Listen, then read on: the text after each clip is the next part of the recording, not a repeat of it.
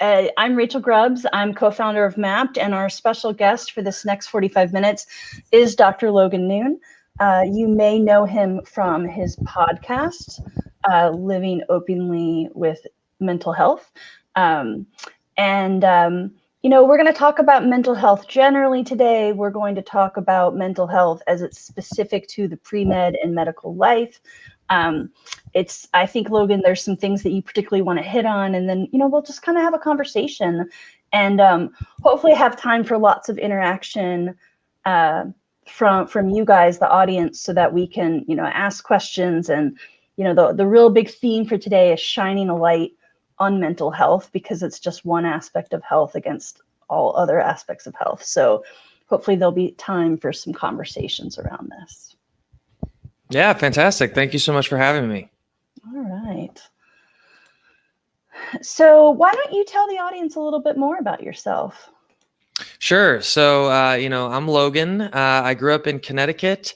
I really had no idea that I wanted to pursue medicine for a long time. I was originally a business major. I went to school up at Holy Cross in Worcester, Mass.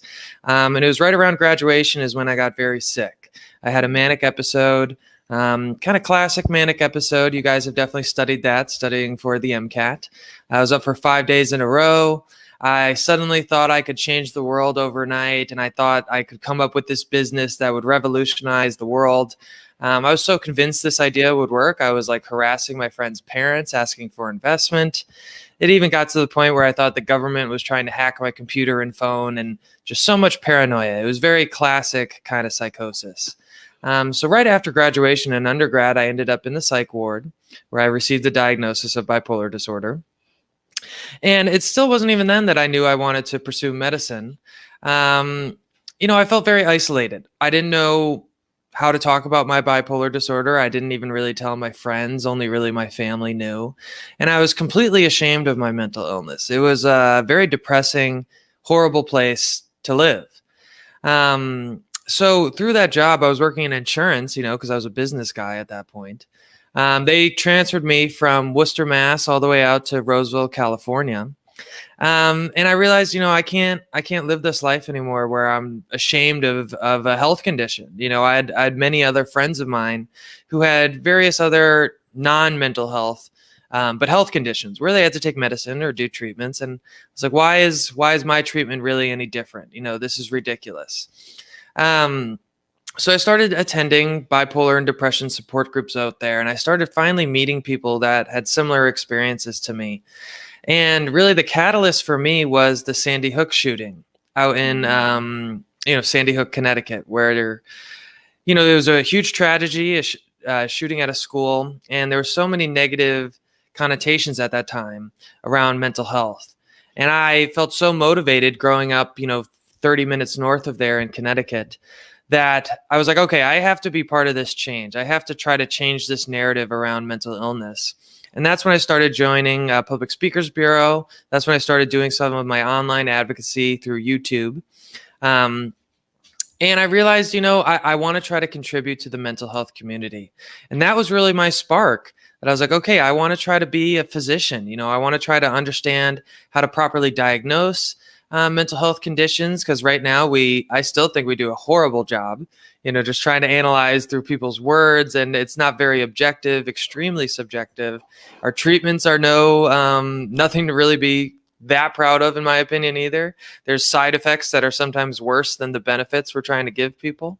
And so that was really what motivated me to try to become a physician. So that ended up me in medical school. And one thing that I really want to try to teach to pre-med students today is about identity. And, you know, as a pre-med student, it is so challenging and difficult to get into medical school. You have to put so much energy into it. It's like sometimes I felt like I was putting 100% of my efforts into getting into medical school. And once I was in medical school, I felt I had to put 100% of my efforts into just passing medical school because it was so challenging. And, you know, when your identity is made up of 100% of just one thing, it's really hard, I think, to be happy. You know, if you have a failure, if you have a rejection from that medical school, or if you fail a test, you just feel so terrible. and down. And I found myself getting in big ruts. And so I realized I really needed to focus on diversifying my identity. And, I am so much more than a medical student, well, now physician. There's so many other aspects to me that make me Logan Noone. I'm a husband, I'm a dog dad, cat dad, I'm a golfer, hiker. And so I realized that I needed to budget these things into my life and, make time for each and every one of them. You can't study, all hours of the day. And I actually think you're less productive by doing so. So that was kind of my ramble. That was a long introduction. I'm sorry. I took a while here. No, I love it. That's what I wanted. Yeah. I mean, I see people in the comments saying that, they're glad that you shared that experience because it resonates. So, I mean, I think even just telling your story is already an amazing step forward for some people, just to hear it from someone else publicly. And yeah, I love that idea of balance. Pre-meds, you can chime in and tell us, but I'm betting that a lot of you have felt what Logan was describing, right? That sometimes it feels like all you are is a pre-med, and then, one bad number on a test can really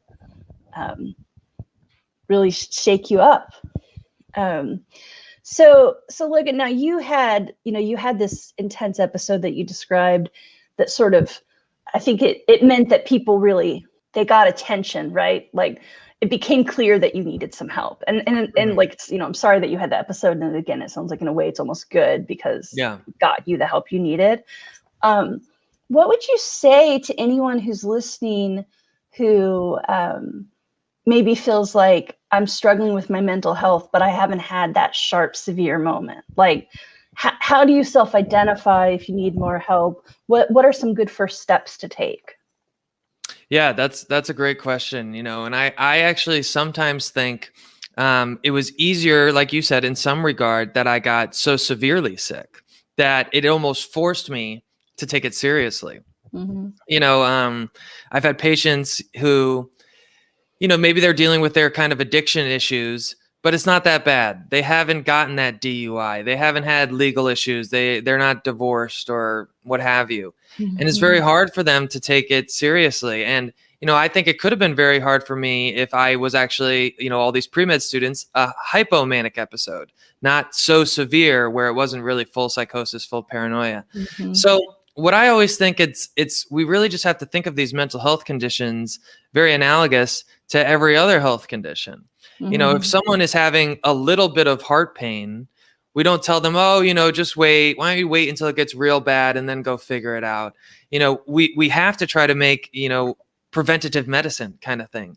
So I think one of the best things for pre-med and medical students is to try to hop on these things early. And I think everyone should go to a therapist and at least start there. If we always would joke at medical school, if you don't have a mental health condition when you got to medical school, you'll have one by the time you leave. And it is just so stressful. There's so much BS that you have to deal with in this system. Applying to residency, there's all these hoops you have to jump through and all these auxiliary costs. It is just so annoying, so stressful. So one thing that I think is wonderful for, pre-med and medical students is online talk mental health services. Yeah. And I'm not affiliated with any of them, but, like Get Help, Talkspace, like all those services, I think are amazing for pre-med and medical students just because they can kind of work around the clock. You could talk to a counselor at midnight or 7 a.m., whatever works for your best crazy schedule. Maybe you're one of those people that you don't really like talking and there's text, email kind of counseling that way, which, I think isn't necessarily as good. I would prefer video chatting like this, but hey, something's better than nothing. Right. So I just think, starting getting that practice of trying to figure out, therapy and not being ashamed to use therapy. It's something that I'm going to use the rest of my life. Some residencies actually mandate that their residents go see a therapist on a monthly basis. And I think that's a great practice. And I think it should almost be passed down to medical schools and even pre-med students. Yes, I will chime in there. So part of why, as we were deciding for today's sessions, who kind of gets paired up with who, I was really eager to do this session with you because I also try to live openly about my mental health. And, I guess I think that once you have some sickness in your brain, you might have various states of managing that illness, but that doesn't mean that the illness went away, right? So I'm in a stage in my life with all the care I'm doing, I'm very well managed right now, but I've been much sicker at different times. And it's important to me to share that openly. That's something that part of how I was finally able to get help was that people that I admired were open. And honestly, some of them were celebrities. I think I shared with you when you and I were talking privately, like I grew up with Will Wheaton, and then Will Wheaton was really public about his mental health. And that meant something to me. It made me feel like it was a little less stigmatized. And then, to your point about it being important for any health professional to be aware of their mental health, one of the questions I ask when I'm, screening potential counselors, potential therapists is like, what therapy are you in? Because I want to know they're in something. Yeah, if they're giving me help and they're not getting help, that doesn't sit right with me. And same thing. I mean, I think sometimes therapy, for me too, it's probably a lifelong thing. It might be an off and on thing. I think some people need tune-ups. Some people need steady. Personally, in my own personal experience, I'm at a stage in my life where I can miss a week or two. But if I miss more than a couple weeks, I'll start noticing less healthy coping mechanisms popping up. Right. Mm-hmm. So even if I feel well, if I feel like I don't really need therapy, what I've learned the hard way is like, you do actually, because it's just maintenance. Like just go to keep your brain in the best tune-up possible. And therapy isn't the only thing I do to take care of my mental health, but it's the one that you have to work really hard to schedule and make sure it happens. You gotta find a way. Yeah. And in the pre-med and medical, sorry, that's my dog. She's under me making some noise. It's I think it's really easy for a lot of us to, I can't sacrifice an hour of my time to go see a therapist. I need to study for the MCAT. I need to study for step 1. I can't sacrifice that hour. And, I think it's really easy to fall into that trap. And I totally get it. And I think I did that certainly with some tests too. But what I realized is it's all about kind of productivity and efficiency. And, I learned that my therapist taught me so many great techniques for managing my mental health condition, but it was more than just that. They actually helped me manage the stress of school and helped me be a better studier and helped me, manage test anxiety, helped increase my performance with studying and during that test. For instance, some of the things that I learned, as I don't know. I forget exactly when I took my MCAT. It was probably right around this time, 5 or whatever years ago. And you're like, okay, I'm going to go do 200 questions tonight or whatever, and you can be up to like 2 a.m. doing these things. What my therapist kind of taught me and kind of what we were talking about earlier, finding that balance. It's like, okay, instead of finding that goal of I'm going to hit 100 questions tonight, it's like, I'm going to study from 6 p.m. to 10 p.m. And once 10 p.m. hits, game over. I'm going to work as hard as I can, and 10 p.m. then I'm going to go spend that time with my wife, cuddle with my dogs, watch our favorite shows or whatever. And then, also kind of my therapist taught is I'm a big believer in meditation. Yes. And so, with these MCAT, with these board exams that are just, torture, I found that I really used my meditation practice to increase my ability to focus. As all of us along this path, I think it's extremely tempting. How do I say this best? There's a lot of students that I think are a little nefarious in accessing ADHD medication. Mm-hmm. And I think they look at that as a kind of an easy way out in some regards. And I think it's necessary, of course, for some people, but I think a lot of people abuse it. And I found that, using my meditation practice, even in the midst of a test for 30 seconds or 1 minute, I could bring myself back to the top performance, that top ability to focus and really comprehend what I was reading. Like, you guys are going through the cars section. That was awful, So finding if you could find 30 seconds before you read that passage, just to focus, just to bring yourself back into the moment and really comprehend that well. And I think you'll perform so much better. 100%. Yeah. So I'm a yoga teacher and I meditate a lot in my own practice. I teach meditation. And, sometimes it feels slightly at odds with what I do in my day job, because for a long time, I think a lot of the basic tenets of yoga and meditation were considered kind of woo-woo. But, Western science is catching up to Eastern intuition. And, anything you can do to hack into your rest and digest system so you're not just feeling like you're being chased by the MCAT tiger is good, right? It's a superpower. So I always think, like, who wouldn't want to learn to meditate? Because it is like literally having a superpower in your lungs. Like all you have to do is access your breath and suddenly you are calmer, cooler, thinking better, doing better on tests. Like I don't understand why every single pre-med isn't like, yo, let me learn some meditation.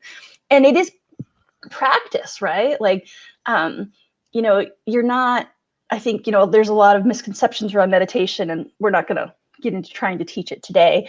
But I think some people think like, well, I couldn't clear my brain, so I can't do it. Well, actually, no, like that's not the point. The point is being aware of your thoughts and just not letting the thoughts be in control. So if you're trying to meditate and you can only do a minute and then you start thinking, I want a snack, that's cool. That's part of it. Like that's, yeah. If your goal is to think about nothing, you're never going to get there. Right. My therapist gave me this one analogy that I'm going to use with my patients and really for the rest of my life. And he said, think of life as you're in a river and you're in this canoe or kayak, whatever is your favorite boat. And sometimes that river is very, very calm and chill and you're just loving life. And sometimes the river is crazy and there's rapids and you might hit a rock and it's just, you're so overwhelmed. It's just awful. The practice of meditation is, rather than being in that river, is stepping onto the river bank and watching the flow of the river go by. And sometimes that river is going to be calm and sometimes it's going to be flooded and just crazy. And I think if you think of your thoughts like that, sometimes my brain is just firing crazy. Oh my God, I need to study. Right now I'm like, oh man, I need to set up my utilities. I need to get all these stuff in for residency to make sure I'm so intact. But not judging those thoughts and just being able to step back and look at that river of my thoughts kind of flow by. And, I think it's just such a wonderful practice. But, I don't really blame medical students. In my medical school curriculum, we spent hours learning all the different SSRIs, SNRIs, and other, psychiatric medication. We probably spent 20 minutes on meditation. Yeah. It's really just, I think the curriculum needs to change significantly. Right. Yeah, and I think some of that will happen, one, as we continue to do research to show the way meditation does actually affect your brain chemistry and your physiology. And I think some of it will happen over time as people like you become, more and more part of the medical institutions, right? More practicing doctors, more people who are professors who are actually helping with med school curriculum, like it takes a long time to affect a change at that sort of widespread and granular level. But I think we're heading there. And, it, like you said, it would be better if it was in the med school curriculum, but that doesn't prevent anyone from learning about it now. There's so many excellent free resources. And particularly for pre-meds, one of the ones I always like to mention is the UCLA Center for Mindfulness, because it is a science-based research institution. So, if you're really looking to approach mindfulness, understanding there's some science behind it, that's a great place to start. I think that's a very welcoming entry point. And if, I think all of us are at this point probably members of the AMA, the American Medical Association. You get a free Headspace subscription if you're a member. Wow. Yeah. I didn't know that. Wow, AMA, free headspace subscription. That's Yeah. fabulous. Good job, Yeah. AMA. And I'm not sponsored by them either. I'm getting no compensation from all. Right. No, And, we I will like in a little bit plug some things that are Logan's, and then I'll actually put up banners. But yeah, we're just mentioning great resources. I'm not affiliated with UCLA. Well, and the last thing I'd like to say about meditation is I think, sometimes meditation, like you touched on earlier, people think of it's like woo woo, wah wah, hippie stuff and all this. And I don't always think meditation necessarily has to be sitting in a chair, ooh. I think I meditate sometimes by walking my dogs, and just focusing on that experience, the sounds, the smells, the temperature on the skin. This morning, all the rain hitting me in the face, when I was walking my dogs. Right. And or maybe exercise for you, or even me, like I love golf. And sometimes I can get in a really great meditative state when I'm on the golf course. So, absolutely. any way that you can build any sort of meditation practice into your pre-med and then eventually you guys medical students' life, I think it's just so imperative. Mm-hmm. Great. I completely agree. Moving meditation is a thing. Anything else you want to particularly hit on before we start to take some questions from the audience? Not necessarily. No, I'd love to see what the audience, how I can help them. Okay. One thing I will do really quickly is I'm just going to put up here at the ticker. So if you enjoy hearing from Logan, I think he's pretty busy right now and might not be generating a ton of new episodes at the minute, but there's an excellent backlog from Talk Mental Health with Logan Noone at his website /podcast. And most of the episodes are medical students. Yes. So you guys can kind of hear about how their experience is a little different than mine. So I really think you would like that. Yeah, definitely. And well, I had something else to say and I lost it, so maybe it'll come back to me. Let's see what the audience has to say here. So, a couple people have asked questions around this. Were you open during your application process? Oh man, that is a great question. We were talking about this earlier, Rachel. And I was actually interviewed on Dr. Gray's podcast, the pre-med years, and we really discussed this about length. Mm-hmm. I did decide to be open about my bipolar disorder on my application process. I thought it was kind of a huge gamble. And I actually always kind of joked about, it's when I tell people that it's kind of a bipolar reaction. People either love it or hate it. There's nothing in the middle kind of thing. Mm-hmm. And for me, being open about my mental illness is just so ingrained to who I am and to why I'm trying to be a physician in the first place. I think one of the biggest problems of psychiatry is that our patients are ashamed to come see us. And so it was just so important to me to do that. I do think some medical schools absolutely read that and said, nope, and didn't even look at anything else. So, I think if you are considering being open about your experiences, you need to realize that is potentially a price you're going to pay. But for me, I think it really comes down to your why. Why do you want to go to medical school? Why do you want to do this? And if you can't answer that question without disclosing your experiences, then I think it's appropriate. But also, I didn't ever want to view my experience with bipolar as a victim. I view this experience as making me stronger. This is making me a better physician because I can empathize with my patients a little bit differently than maybe some of my colleagues. So it is very challenging. And, I think a lot of people have different opinions on this. I'd be interested to hear yours too, Rachel. Mm-hmm. But that's my answer to that one. Yeah, that's great. I believe that you are right. It can be pretty polarizing. And I think, honestly, that the answer that some advisors have been giving over the years have changed. Personally, I think it's great to be open because, like you said, if a school finds out about your mental health and then isn't interested in you, man, what a relief to not get invited rather than to go, maybe move across the country, try to settle into med school and then find out it's not a hospitable environment. That would be awful.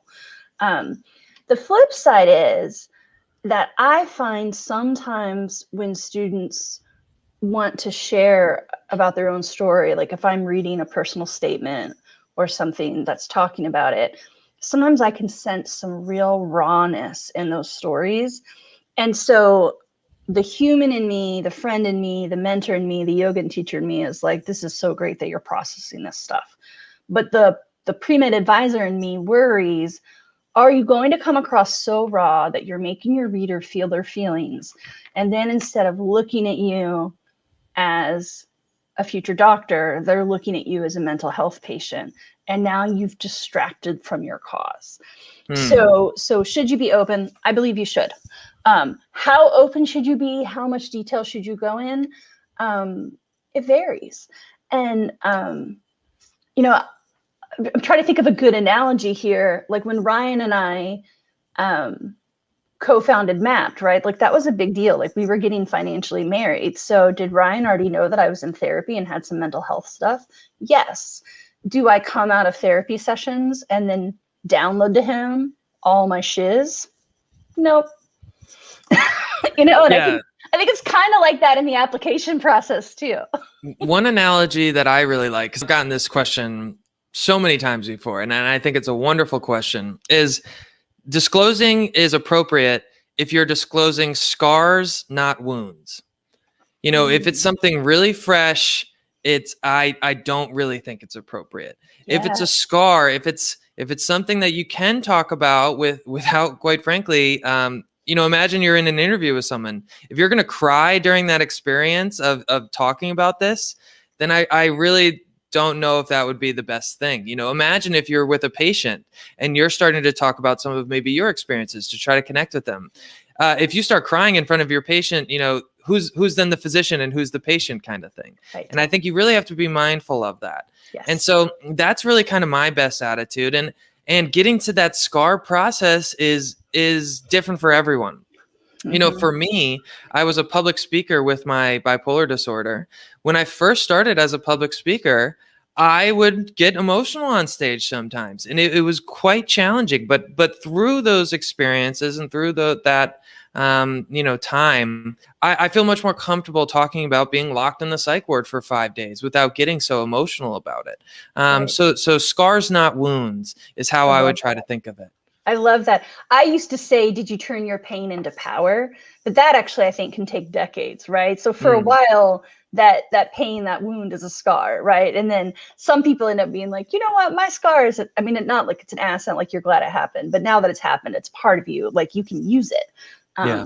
I mean, I hope that all humans strive for empathy, but the truth is a lot of us who have been through trauma end up being hyper empathetic because of it. And I believe that's a superpower. You know, it's a weird way to get your superpower, but yeah, scars, not wounds is a really smart, clear way to describe the openness. I think that's excellent. Let's see. So someone had asked a really important question I want to circle back to. I'm trying to see if I can find it. They had said, what if you can't afford therapy? Yeah, here we go. Alyssa asks, what if a patient can't afford therapy? Yeah, it's quite challenging. You know, there's certainly therapists that are available through, if you know, I are on Medicare or whatever it may be. Hopefully you have some access at least to those insurance methods. But the Medicare therapy system is severely impacted. You know, I would really try to flush out and access some of those services that I was talking about earlier, some of those online services and other places. You know, as pre-med students, we're so poor that I think a lot of therapy services are willing to maybe have us on a sliding scale. So maybe it won't be free, but hopefully severely or significantly discounted than the original price. You know, and then also, I think, you know, if you can't afford therapy, I don't always necessarily think it has to be a certified trained therapist. At least that's ideal. But I think mental health conditions, the worst way to handle it is in total isolation. So if you can't afford to go see, you know, a therapist, maybe you could talk to a friend, a classmate, a counselor at your school. You know, at least to my knowledge, and I hope this is accurate, all medical schools should have a counseling office, and hopefully wherever you're doing your pre-med studies do too, that are free to students. At least, you know, at my medical school, I think you got like 5 free sessions. So it wasn't ideal, but something's better than nothing. So that's kind of my suggestion. It's an incredibly challenging, but, you know, try to do your best. Yeah. 100% agree. Yeah, I think not all, but many undergraduate institutions also have that you can get up to a certain number of free sessions. Sometimes it's with therapists in training, so they might be a little novice, but yeah, I still think something is better than nothing. The other thing I would say is sometimes, because this sort of gets at another question someone had asked was, what if you just really don't like talking? I listen to a fair amount of mental health podcasts. I'm not actually really a podcast listener in general, but I do enjoy mental health ones. And if you're not ready to talk, maybe start by listening, because podcasts are free. And, I still think eventually talking is going to do you right. I was weirdly stubborn about going to therapy. Like for a long time, I knew I needed to go, and I just wasn't going to do it. And I could rattle a million reasons, but it doesn't matter. What finally happened is I'm very lucky to have an amazing best friend. And she and I used to joke that we were therapists for each other in pinches. And like, we would even call and be like, okay, I just need therapy now. So like, sometimes we were having dialogues, and sometimes it was like one woman talks and the other woman just listens. And then one of the times she was being my quote therapist, I realized I feel so much better after I do this. I should be probably paying a professional and not just burdening my friend. Yeah. But she's my friend. For years, she was happy to do that. And I did it back for her sometimes. And it really took me realizing, like, okay, I have these conversations and then I cry. And then afterwards, I feel like I've relieved a lot of my stress and pain and heartache. And like, why am I not wanting to do this with someone who's actually an expert? But a friend is, if you're lucky enough to have a friend like that, that's still a place to start. Well, back, before COVID, I should have mentioned this earlier too. One of the most pivotal changes for me managing my bipolar disorder was finding a support group. I was living in Sacramento at the time, so it was a big metropolitan area. So I was able to find a support group it was called a bipolar support group, but it was really any mental illness under the sun, and it was great to be able to meet other people like that. In this COVID world, obviously that's going to be much more challenging. I know there is some online avenues. You can search National Alliance of Mental Illness. NAMI is maybe an organization you've heard of. Mental Health America. But I used meetup.com, or maybe Facebook you can use, but I used meetup.com. This is back in like maybe 2014 or so. Obviously with this, this weird time that we're living through, it's going to be much more challenging. It's probably going to be like this over Zoom. But, just getting able to connect with anyone, I think, is one of the most important things for handling mental health conditions. I was so honored to be elected to be my student speaker at my graduation just last week. And that's what I talked about the whole time is, we think of the body as getting better. We want to give it water, nutrients, rest, but our brain requires all those things, but also human connection. If you don't have that human connection piece, I think it's almost impossible to try to be happy in isolation. Trying to connect with anybody, maybe, if you're a religious person, through the church, or like I said, a support group, or your family, your friends, really anything that you can do to try to connect with others, I think is so important. Right. I agree. Yeah. And it can be tough because I think, especially if you're dealing with, some mental illnesses make you feel more isolated than others. And then if you're already feeling isolated, sometimes you end up telling yourself this story that like those people don't want to interact with you. And there's a quote that I've heard some people say that is depression lies, right? And like there's this nasty voice in your head that's just feeding you crap that is not true, and you sort of have to stop and think to yourself, like, why am I letting my brain say these things to me? Like, I would never say this to my mother or a friend or my sister, right? Like, why am I hearing it for myself? And you do kind of just have to remember, like, yeah, other humans want to connect with me. I'm a human, and that's enough. So I can reach out to these people and they will enjoy spending time with me. I think sometimes when you're really sick, it's hard to believe that. And you kind of just have to make yourself believe it's true and make that effort to break out of the hermit shell.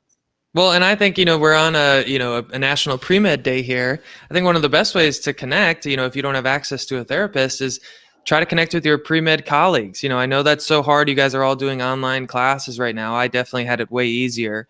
But, I remember thinking like, I was not the best student. I was not a good test taker. And I always thought, I'm going through the crap. I'm having such a hard time. I'm so alone. All my friends who, they got a 525 on the MCAT kind of thing, they have it so easy. Right. Everyone is going through their own personal struggle. Everyone is, even if they are that person that's killing all the tests, guarantee they aren't having a good time. They still are struggling. They want to get better. Everyone is dealing with some kind of, whether it's imposter syndrome or trying to, get over the struggles that they're dealing with. So being able to connect with your pre-med colleagues and then eventually your medical school colleagues, that's how I got better. That's how I managed my mental illness. And that's really why I started kind of the podcast, Talk Mental Health with Logan Noone, is I was connecting with so many other of my medical school colleagues, realizing that they also had tremendous mental health conditions. And it was so amazing to me. I personally did not see a therapist at the beginning of medical school. I eventually did, because I got into that trap of, I need to study, blah, blah, blah. But being able to connect with my classmates had such a beneficial effect on my health. Mm-hmm. That's awesome. Yeah. And it's a big theme that Dr. Gray and I believe in, which is collaboration, not competition, right? So you can look around at the fellow pre-meds and think, this is my competition for limited spaces in med school. Or you can think, this is such a weird, hard life I'm living. And even some of the people who love me most don't really get it. Mm-hmm. These peers get it. These people are going to be my future colleagues in medicine. I can be building friendships and interacting with someone who genuinely gets what I'm doing now. So yeah, I hope that, we get some community from today. I put the link for the podcast in the ticker again for anyone who's looking for it. And so if you are not a podcast person, we actually changed the podcast into also a pre-med book called Imperfect Balance, where we highlighted 10 of our favorite episodes, me and my great friend who's also pursuing psychiatry, Richard Arreo, and kind of transcribe these into more of a narrative. So if you don't like listening and you would prefer to read, you can find that on Amazon, Imperfect Balance, or just search my name, Logan Noone, on Amazon. It's very, very easy. Because I just think being able to connect with others and not feel so alone in this weird, crazy journey that we're all on is just, like I keep saying, I'm sorry, so important. No, I think that's great. Yeah. So Imperfect Balance is one of your books. It's on Amazon, as you said. All of Logan's links are on nationalpremedday.com. So if you guys go to the main website for today and then go to the speaker bios, whichever speaker you're interested in, you're going to see things like Instagram, podcasts, books, whatever they've got. I was really charmed by your other book. Yes. Oh, here we go. Yeah. This one makes me so happy. Yeah. We all have something. So, this is a kid's book. So, if you guys have kids or any kids in your life, I made this with my mother. It's something that I think I'm really most proud of. It's a story of really myself, starting to deal with depression and anxiety as a kid and being able to connect with friends who were actually real life friends of mine who had various health conditions. One had diabetes, one had tetralogy of Fallot, a congenital heart condition, and then the other one had leukemia. And being able to think of those my condition similar to those conditions, you follow this little boy through this story and how he gets over that and tries to accept his experiences with mental health. So it is something that I'm really proud of. I encourage all of you to, outside of just your studies, outside of just trying to get that highest MCAT score and the highest, board scores, trying to do things that you're passionate about and make time for them. That, this helped with me matching into psychiatry residency. Psychiatry residency was very challenging this year. And being able to take a break from just stuffing all these random stupid facts into my brain and use a little bit more of my creative juices really helped me kind of find that balance and purpose in medical school once again, because, you guys, I imagine, are banging your head against the wall with the MCAT. But I really encourage you, if you have any inspiration to maybe have a blog, have a YouTube page or a book like me, I encourage you to take that leap. I did not think I was going to be able to ever start a podcast, ever write 2 books. But, if you just take that leap of faith, you can learn anything these days on YouTube. It's really, really easy. And also at the same time, you can realize you're going to make your application a little bit different than your colleagues. It's a great way to stand out. When I was on the interview trail for psychiatry residency this past year, We did not talk about my board scores. We did not talk about my favorite classes in medical school or any of that. We talked about the things that I did in addition to my normal medical school studies. What made me different? What really made me stand out? And it was a really enjoyable experience, and it was really something that I encourage all of you guys to do. You know, try to find what makes you unique, what makes you excited, passionate about something. How can you get those creative juices going in your brain? Because we're so into the, you guys probably bang your head against the wall with Anki. I spent days doing that too. It was torture. So if you can find something to counteract that Anki part of your brain, I encourage you so much. Yeah. Well, that's beautiful, because the next question, and probably our last question that I was going to post, was from Grace. She says, what are some of the best ways you found to cope with burnout feelings that you feel as a med student, resident physician? I think you just answered part of it, but anything else you want to expand on coping with burnout feelings? Yeah, I mean, well, first answer, and you guys all know this because you're all smart, I think, is exercise. There's going to be so many things on this journey that are going to make you mad. I almost swore there, but I won't. Just really grind. It's just so annoying, so stupid, and it costs you money at the same time too, all these applications. I think using exercise to burn off some of that angst is one of the best things that we can do. Also, I think we just have to generally accept that the healthcare system, the medical school system, the residency system is severely, severely broken. There's not enough slots in medical school. There's not enough residency spots for all the medical school graduates. And then eventually when we're attending physicians, a lot of our patients don't have insurance, or that whole system is just broken. We kind of have to accept that. And we have to realize that our role as physicians is so much more than just providing this medication to treat this disease. We have to be the leaders in this entire system to try to improve on this.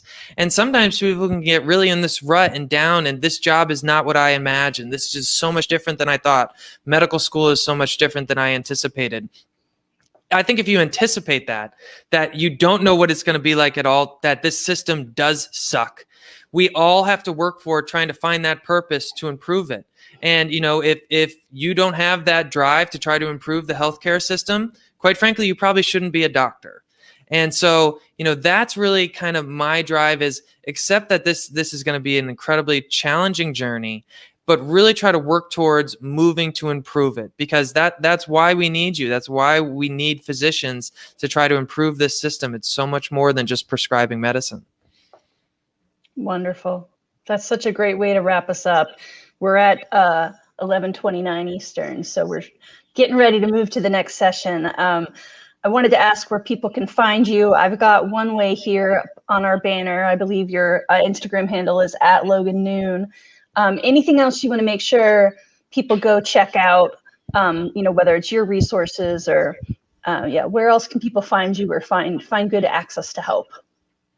Yeah, I mean, I guess just, my Instagram page, but I actually would say one of the best things I think you can do for your mental health, and especially in this weird journey of being a medical pre-med student, I think you should also build in time to stay away from your phone. Put it in airplane mode, really try to turn off and totally chill out and kind of forget about the world. As I remember as a pre-med student, when you're trying to get these applications and interviews, that is, and waiting to see if you got accepted, I was checking my email probably 55 times a day. And it was just a horrible, horrible place to live. And so I think if you can at least try to balance and find, maybe 20 minutes a day, an hour a day where you can really just unplug, get away from your phone, the email. I think that's just so important. If you do want to hop on social media, you of course can log on my page and try to make posts as often as I can. But realize I'm not one of those medical influencers that's going to post 10 times a day, because I think that's incredibly unhealthy. And so, that's kind of my gestalt here. Excellent. All right. Well, I think that's a great place to end. It's been such a pleasure talking to you. I wish we had more time, but I think we got to keep ourselves on schedule here. So everyone go check out Logan Noone on Instagram, check out his podcast, and take care of yourselves. Today, I'd love it if you stayed on media, but maybe tomorrow, give yourself a Yeah. phone break. Yeah. Yeah. Good luck with the rest of your move, Logan. Thank you so much for having me. I'm so honored to be here. Good luck with your journey, guys. Thank you.